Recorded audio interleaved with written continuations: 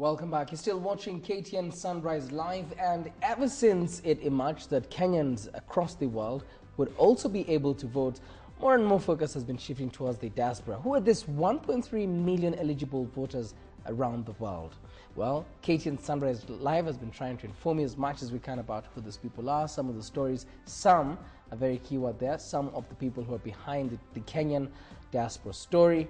We've had a chance to bring you people from around the world. And this morning, we'll do the same thing, and we're introducing to you another young Kenyan who's done for himself a very, very good thing by, setting up a radio station in the United States. It's called the East African Radio US chapter. One very interesting thing, he's also back in the country and he'll be vying for a political seat, Member of Parliament for Teso South. I'm talking about Denzel Musumba. Probably you've seen his Facebook page or his one of many websites. But welcome to show, Denzel. My pleasure. Thank you so much, Mr. James. Before we start talking about, how the contribution that's going to be made in this election cycle by the Kenyans abroad, who I must say, I realized I was with you in Washington, D.C. just a few weeks back, and I was shocked that the excitement there about the election is probably a bit more than what we have here so far. But we'll talk about that in just a while. Let's start with this. What's the typical Kenyan experience in the U.S.? Say somebody just is relocating, probably temporarily or permanently. What are the first experiences somebody goes through? How was your experience? Actually, I can say, it's not all about relocating. Many people leave the country and they don't have the real full-hand information on what's happening out there, what's good for them. So many people land into these visas and they're like, okay, I'm going to succeed. This is the only way to get a good life. But when they go there, there are so many challenges. That's what I can say, depending on what took you to the diaspora. For me, I've been in the U.S. for like 30 months. And I went there for trading, but there are others who go there as students, others go there on permanent resident, maybe they want green cards. But the experience is somehow different, depending on an individual. Some students go there, and at the end of the day, they even end up dropping out of school and concentrate maybe looking for a job or trying to adjust their status so that they can maybe become U.S. permanent residents.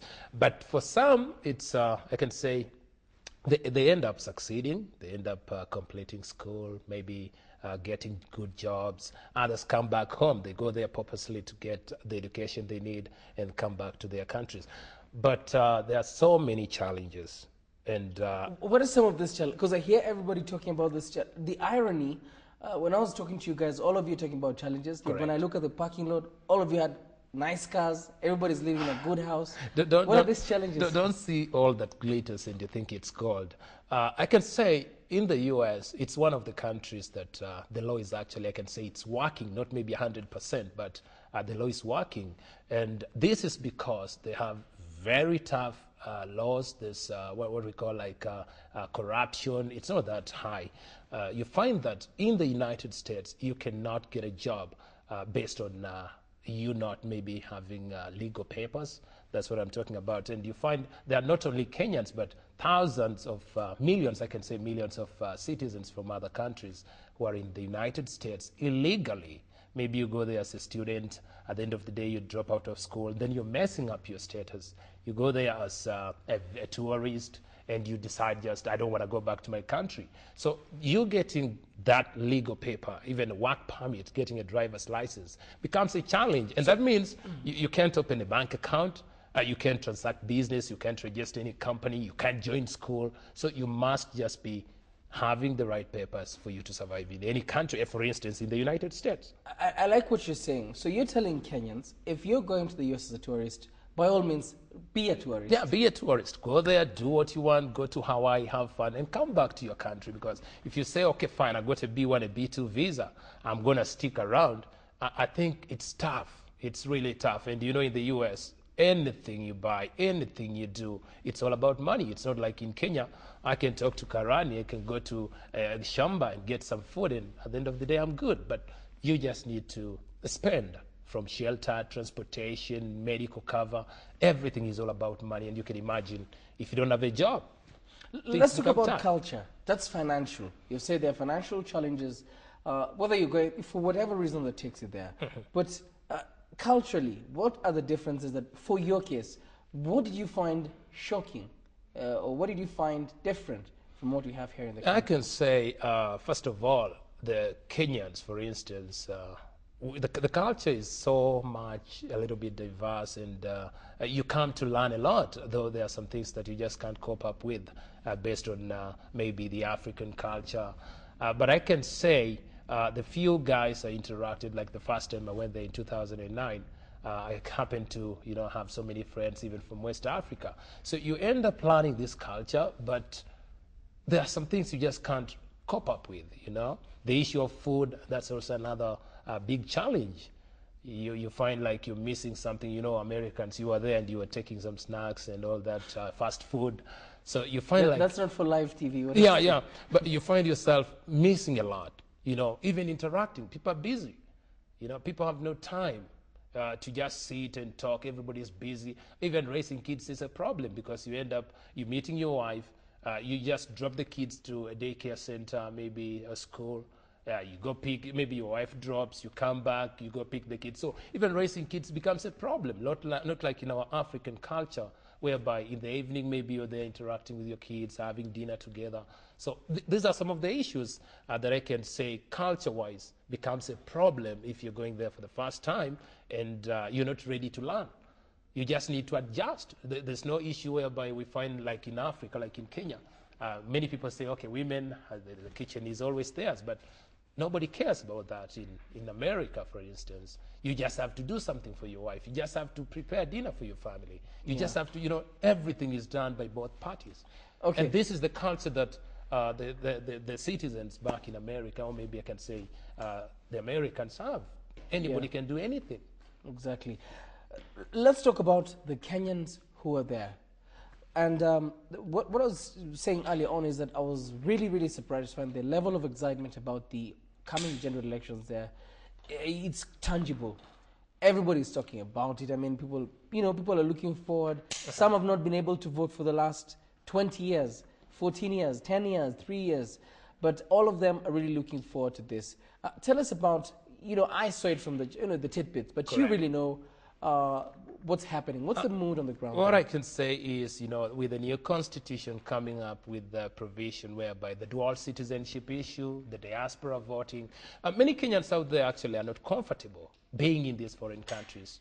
People love home. I know thousands of people who always speak about, I'm going back home. Even yesterday, another Kenyan came from Saudi Arabia. Last week, another Kenyan came from New Jersey. They are here. You see, everybody wants to come back home. But the problem is the way maybe our country is being run, lack of employment. Somebody feels like, I'd rather just hustle in the diaspora. But the real excitement about elections is based on fixing the country. These people don't just talk about, I want to go back home, I want to vote, but because they want to be involved. They want to come back home and participate in building the nation. Talk about even some successful Kenyans who are running very big companies in Atlanta, somebody running a dealership. Hotels, you are there in Swahili Village. This is an investment that is giving a lot of, or maybe bringing in a lot of revenue. These businesses should be back home. That's something else that I discovered, that people are saying, when they could be in the UK, Saudi Arabia, Dubai, US, and they say, I came here and discovered that, I could maximize my potential. Correct. I don't need to bother about bribing people. I don't need to bother about broken, systems, roads that are not working. All I needed to do was to offer my talent, my time, and my energy, and it's successful. They want, as you're saying, to come back home and share with Kenyans their experiences. Correct. You have been here for about a week. I don't know, 2 weeks? Like 2 weeks now. 2 weeks. What's your feeling? Do you feel there's room for people who want to come back home and make their contribution back home? Yeah, I can say there's room, and that's only if there will be some changes maybe in the next elections, if we come up with elect the right leaders. Talk about investment. There are so many Kenyans in the diaspora who have lost millions of dollars just because of maybe family members back home playing tricks, send money, I'm going to invest, I'm going to build this, but they end up messing up, the entire investment. And these are some of the loopholes that need to be sealed, and we need to be very transparent. when you're in Kenya and you know Denzel is in America, you don't just need to call anytime and say, oh, I need $100. It's not easy to get the $100. So You when have to work Kenyans for in it. the diaspora send even a penny, even a shilling, you need to be very serious with that coin. Take care of it, put on kind of an investment or do something else because it's not easy. And that's what the Kenyans back home need to understand. They need to know that. It's not easy. It's easy in Kenya to survive than even in the diaspora. So when we're talking about investment, as you said earlier, it's because the Kenyans back there, they have an opportunity. In the US, whether you have money, you don't have money, if you want to do something and you follow the law, you can still succeed. And that's why some of us went there just after like 3 months and I felt I've been in the media in Kenya, I'm missing something. Why can't I start a radio station that can bring not only Kenyans, but the entire East Africans together so that we can interact? That's what I wanted I to got go to that next. opportunity Yeah. because of the law. Exactly. It doesn't discriminate. That's what I wanted to go to next, and it's good you have started talking about this. Your own personal story. So you pulled almost a fast. I mean, most of the people who had started radio stations there, they'd been there for years. Some of them are, permanent residents or dual citizens. You were there only 3 months, and you decided to start a radio station. How did this happen? What I can say is I left Kenya in 2009. That was November, and I used to work in a radio station. Actually, it's now Radio Maisha. Yeah. I used to be in Simba morning show that when it was acquired by the Standard. Yeah. What I did was to go try and look for greener pastures and also do a training, trying to advance my career. I went to the US and I felt there's this disconnect. The people don't talk to each other. Getting a Kenyan who is idle just to sit and talk to, discuss Kenyan issues or even politics becomes a challenge. And the only thing I had to do was to do some research. What am I going to do to try and bring Kenyans together? America is a large country. You can travel from New Jersey, for instance, East Coast, to California. You are there. You're going to take, if it's driving, you're taking maybe 3 days or 4 days. If you want to fly, it's expensive. You're talking about $1,000 round trip. Yeah. And also getting even to know these people becomes a problem. So I did research and I felt like the best opportunity is maybe to start with an online radio because of the technology. Internet is always there. As long as you pay the bills, the internet is actually there 24/7. So what I decided to do was to come up with a company, and it's East Africa Radio USA. And this radio station is actually streaming online 24/7. And I broadcast every day from 6 p.m. That's New York time to 10. We bring topical issues whereby we get a topic and people call in. And what's unique about this radio station with the unlimited cell phone plan, like in the US, you don't need to buy a calling card, credit card in order to talk. So I came up with another software that allows somebody, any listener, to call a number and you can listen to the radio 24/7 without you being charged anything. And you can imagine how many millions of people in the US have this. Yeah, because I was really impressed because everybody knows about your program. Almost everybody. I had a chance to go to different states and everybody's talking about it and how it's bringing people together and so on and so forth. What do you think? Do you feel rewarded having started this? First of all, I can say I've done a lot because right now I can tell you that I know Kenyans. Even if you go to Puerto Rico, I'll be able to tell you, James, talk to a certain Kenyan. You go to Hawaii, Haiti, there are Kenyans all over. And maybe even the Kenyan government or the Ministry of Foreign Affairs doesn't know. And that's why up to date, we're talking about 1 million, 1.5 million Kenyans in the diaspora, 3 million. There's no figure.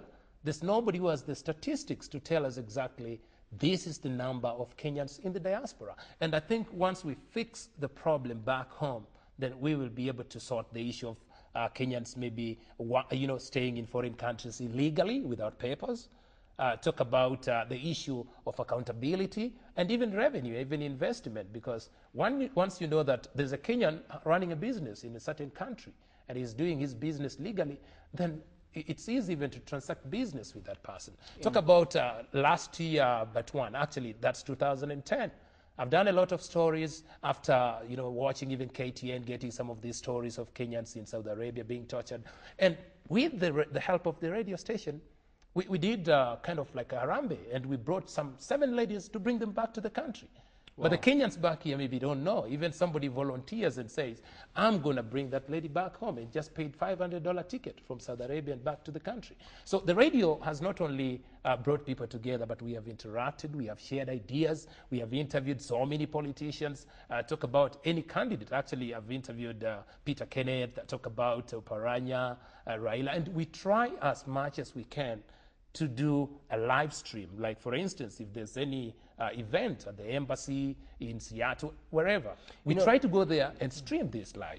You know, Denzel, even as you talk about this, and you've said one very important thing, do people back home appreciate what's being done by Kenyans there? And do people there appreciate what Kenyans back home, how they're advancing? I was really, really surprised. I mean, you know the people I'm talking about. I walked into the office, just for the sake of the viewers, of a Kenyan Works for Discovery Communications, and they were watching KTN. They were watching KTN on their laptop. So people who are out there still keep a very, very strong Kenyan identity. But do you think we appreciate, do you appreciate that enough? What I can say about that is, first of all, the Kenyans in the diaspora, they're always at watch 24/7. Personally, I wake up it's like I don't sleep when I'm in the US. I watch KTN News, I told you last time. I follow what's going on. At times even we get the first-hand information before maybe the Kenyans back home get it because of the time difference and all that. The Kenyans back home here really appreciate what we do, and even the leaders talk about it. It's all about sending money, you know. But the question is, for us, we ask ourselves, how is the money utilized, you know? How is the money spent? We feel so bad. You're sending money, you find the report coming, oh, Kenyans in the diaspora this time around sent billions of shillings. This is good investment. But how is the money utilized?